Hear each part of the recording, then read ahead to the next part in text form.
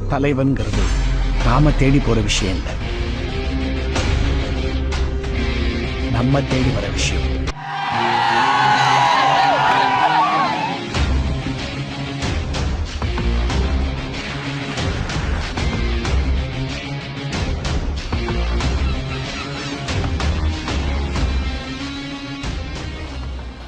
நான் வந்து 8 வயசுலேருந்து விஜய் தீவிர ஃபேனாக இருக்கிறேன். வேறு படம் எல்லாம் இது மாதிரி தான் கேஸ் போடுறாங்க.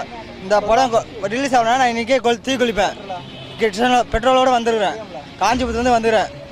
ரிலீஸ் ஆகலாம் எல்லா தேட்டரும் கொளுத்துவேன், மீடியாக்காரனும் கொளுத்துவேன். இன்னைக்கு படம் ரிலீஸ் பண்ணியே ஆகணும்.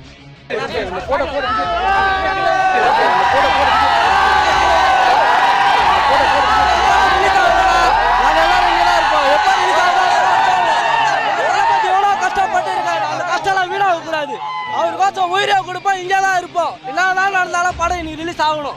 அதான் சொல்லி தளபதி விஜய் தலைவா இல்லைன்னா தமிழ்நாட்டில் தலை இருக்காது. யாருக்கும் தலை வாழலாம் எதுவும் பண்ண முடியாது. எங்களை தலைவா படம் தேட்டர் எதுவுமே இருக்காது. எங்க தலைவர் படம் ரிலீஸ் ஆகணும், வேற எந்த படமும் ரிலீஸ் ஆகக்கூடாது. தலைவர் படம் இப்ப கண்டிப்பா ரிலீஸ் ஆகணும். தலைவர் படம் கண்டிப்பா ரிலீஸ் ஆகணும், வேற எந்த படமும் ரிலீஸ் ஆகக்கூடாது. ஒவ்வொரு படமும் இப்படிதான் பண்ணிட்டு இருக்காங்க. இதுவரை 5-6 படம் இது மாதிரி தான் பண்ணிட்டாங்க. அதனால கண்டிப்பா தலைவர் படம் ரிலீஸ் ஆகணும். எந்த மீடியாவும் போன் பண்ண எடுக்க மாட்டாங்க. அவங்க விளம்பரம் போறது மட்டும் தலைவர்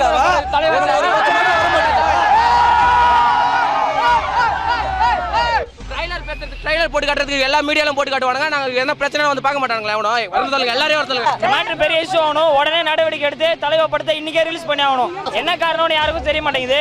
இப்போ வரைக்கும் எல்லா ஃபேன்ஸுமே என்னென்னமோ பண்ணி பார்த்துறாங்க. என்ன காரணத்தால படத்தை தடுத்து வச்சிருக்காங்கன்னு ஒன்றும் தெரியல. துப்பாக்கியும் சரி காவலும் சரி எல்லா படத்தையும் இதே மாதிரி தான் பண்ணி வச்சிருக்காங்க. விஜய் என்ன பாவம் பண்ணாரு? எல்லாருக்கும் நல்லா தானே செஞ்சுட்டு வர. அவரோட வளர்ச்சி பிடிக்காம யாரும் இது மாதிரி பண்றாங்க. ஆனா ஃபேன்ஸ் நாங்க விட மாட்டோம். கண்டிப்பா இன்னைக்கு படம் ரிலீஸ் ஆகல, நாங்க சாலை மறியல்ல ஈடுபடுவோம். படம் ரிலீஸ் ஆகணும். படம் ரிலீஸ் ஆகல, நாங்க சாலை மறியல்ல ஈடுபடுவோம்.